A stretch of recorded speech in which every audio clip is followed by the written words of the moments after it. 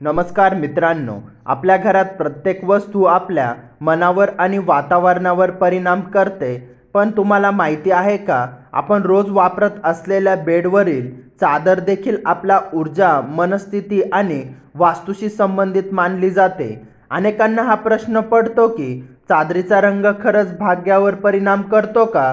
आजच्या या व्हिडिओमध्ये आपण जाणून घेणार आहोत चादरीच्या रंगाचे वास्तुशास्त्रातील महत्त्व, कोणता रंग शुभ मानला जातो, कोणता रंग टाळावा आणि कोणत्या व्यक्तीने कोणत्या रंगाची चादर वापरावी. चादरीच्या रंगाचा वास्तूशी संबंध.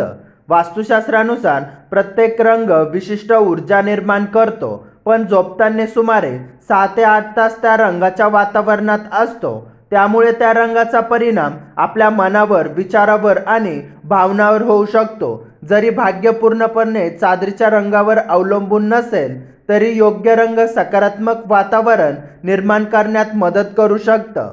पांढरी चादर, शांतता आणि सकारात्मकता. पांढरा रंग पवित्रता, शांतता आणि स्वच्छतेचं प्रतीक मानलं जातं. फायदा: मन शांत राहतं, तणाव कमी होतो, झोप चांगली लागते, घरात सकारात्मक ऊर्जा वाढते. नवविवाहित जोडप्याने अधूनमधून पांढऱ्या रंगाची चादर वापरणे शुभ मानलं जातं.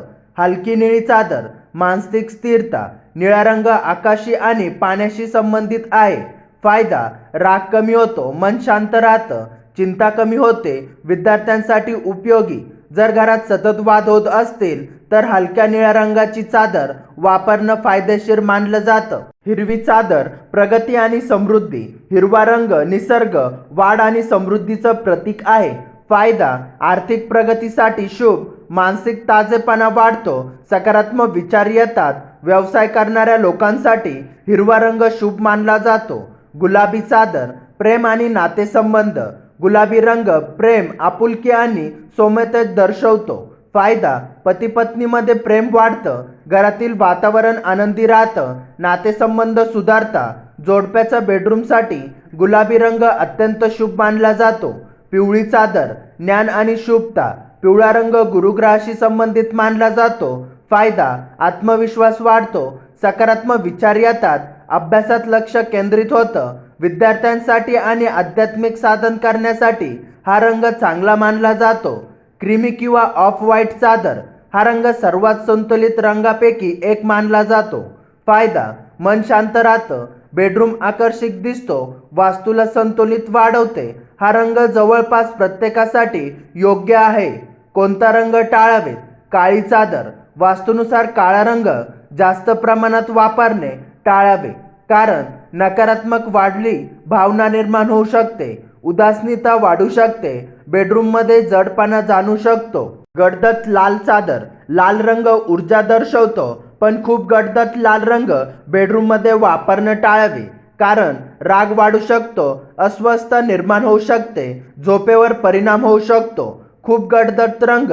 गडद, तपकिरी, गडद, राखाडी किंवा अतिशय गडद रंगाची चादर सतत वापरणे टाळावे.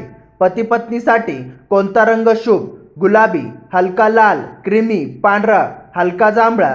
हे रंग प्रेम आणि समजूतदारपणा वाढवता असे मानले जातं. विद्यार्थ्यांसाठी कोणता रंग?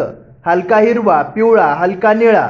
हा रंग एकाग्रता वाढवण्यासाठी उपयुक्त मानला जातो. ज्यांना आर्थिक अडचणी आहेत त्यांनी कोणता रंग वापरावे? वास्तुशास्त्रानुसार हिरवा, क्रीमी, हलका पिवळा हे रंग समृद्धी आणि प्रगतीचं प्रतीक मानलं जातं. चादरीबाबत वास्तूचे काही महत्त्वाचे नियम. फाटलेली चादर वापरू नका. खूप जुनी आणि खराब झालेली चादर बदलून टाका. चादर नेहमी स्वच्छ ठेवा. बेडवर अनावश्यक कपड्यांचा ढीग ठेवू नका. चादरीवर हिंसक किंवा नकारात्मक चित्र नसावीत. बेडरूममध्ये शांतता रंगाने प्राधान्य द्या. चादरीचा रंग आणि भाग्य. आता मुख्य प्रश्न, चादरीचा रंग भाग्य बदलू शकतो का? याचं उत्तर असं आहे की वास्तुशास्त्रानुसार रंग आपल्या मानसिक स्थिरतेवर आणि वातावरणावर प्रभाव टाकतात. सकारात्मक वातावरणामुळे निर्णय चांगला होतात आणि जीवनात सकारात्मकता वाढते. मात्र केवळ चादरीचा रंग बदलण्याने अचानक नशीब बदलते असं म्हणता येणार नाही, परंतु योग्य रंगामुळे घरात आणि मनात सकारात्मक ऊर्जा निर्माण होण्यास मदत होऊ शकते. मित्रांनो, चादर ही फक्त झोपण्यासाठी वापरण्याची वस्तू नाही.